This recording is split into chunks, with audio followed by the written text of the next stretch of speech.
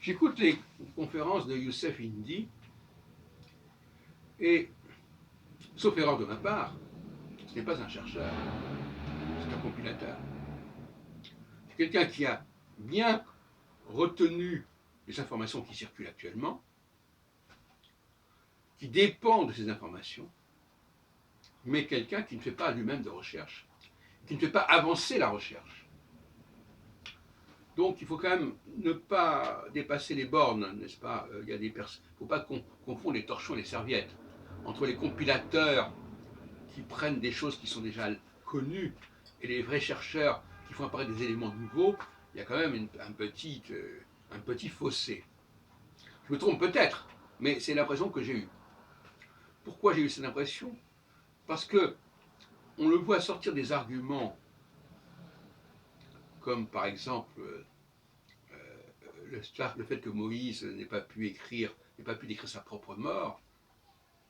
Ce sont des arguments qui étaient déjà connus au plus tôt à l'époque de Spinoza, dans son traité théologico-politique, enfin, au milieu du XVIIe siècle.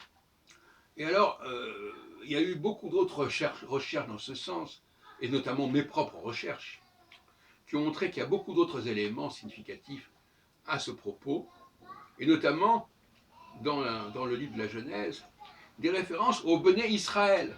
Or, les Béné Israël, alors on peut toujours dire que les Béné Israël existaient déjà du temps de Moïse, mais l'expression est surtout apparue en fait lors de la constitution du royaume de David, qui englobait les Béné Israël.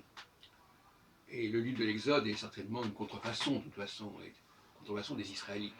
Enfin, je ne vais pas rentrer dans le détail, mais pour montrer que la vraie recherche, c'est pas des trucs qui sont obsolètes, ou c'est pas qu'ils sont faux, mais ce sont des recherches qui sont un petit peu dépassées, et quand on dépend de ce que l'on a pu lire, au lieu de faire ses propres recherches, eh bien, ça va pas très loin.